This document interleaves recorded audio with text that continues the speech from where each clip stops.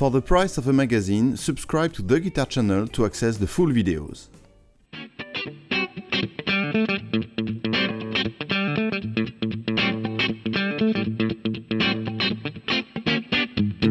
There you go. Excellent. Welcome to the Guitar channel. I am super happy to welcome you a new interview. I have on the other side of the Zoom connection the one and only Mark Lettieri. Mark, how are you doing today, this morning for you? I'm very well. I should say bonjour. Comment ça va? Yeah, okay, all right. Let's do and this that's in the French. extent of the French. Okay. Yeah, ready? So you have to tell me, Mark, what is the impact of the pandemic that we are all living in since it has been a year now? So how is life Right. for you now? It's good. I'm in a good place. I'm in a healthy place. I've been able to be creative. I've been able to make music, stay busy, make a living, not playing live shows, but doing other things, doing other things like a lot of session work, a lot of sort of clinics and demos and a little bit of instruction and things like that. And so, but when everything shut down, it was tough because I just saw my calendar evaporate and I really had to kind of refocus my priorities, but also just why I wanted to play music for a living. I had to really ask myself if it was something I wanted to do and enjoyed doing, and if it was worth trying to,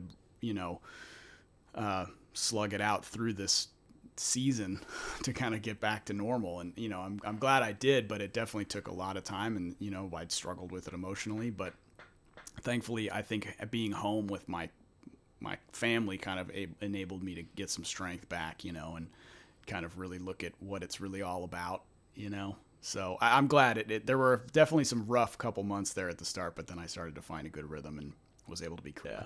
All right, let's talk about the Baritone Sessions Vol.2. So tell us the concept. So it is, so the other one was not Volume 1, but it was the previous record. So what was the idea behind it? Well, the idea behind I guess I'll back up and tell you about the first one first. I didn't call it Volume 1 because I didn't really know what I was going to do with it. I didn't know if anyone would care about it. I didn't know if anyone would listen to it. Back in 2015, maybe it was, I'd started working more with baritone guitar in like a funk R&B groove context, which was something that I hadn't really heard anyone do.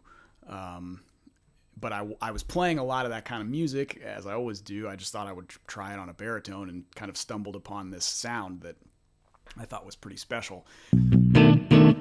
So this tune, this one's called Starcatchers. I'm going to try and remember. The main riff was like a shuffle.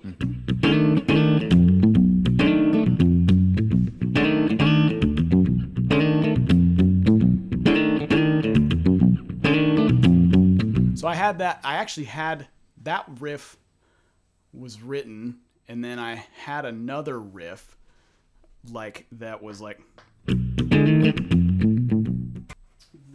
This is the Leonardo Bacci baritone. Oops, actually the guy's name is Bruno Bacci. The guitar is called the Leonardo, and this is on a bunch of tracks. This one has kind of a real clean, spanky, sparkly.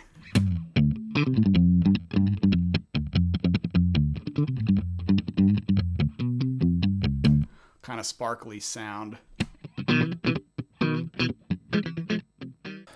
What's next for you? Well, thankfully, gigs and shows here in Dallas, Fort Worth area are starting to open up. So my group is playing like once a month between Dallas and Fort Worth. There's a couple really nice little kind of like listening room clubs where we can set up a quartet and play pretty anything we want. I mean, we can play loud and so the record comes out April 16th. I don't have any tours, but I think the North Sea Jazz Festival is still happening this year, and we were scheduled to play it last year. So I guess if they'll move us around, we get to do it this year, then maybe we'll hopefully do some kind of a tour in Europe. I don't know if that's going to be a thing. I know it's coming up pretty quick, but hopefully by the fall, things will start to smooth out to where there's more consistency in performing shows. But thankfully, like I said, I'm still very busy with session work. For the price of a magazine, subscribe to the Guitar channel to access the full videos.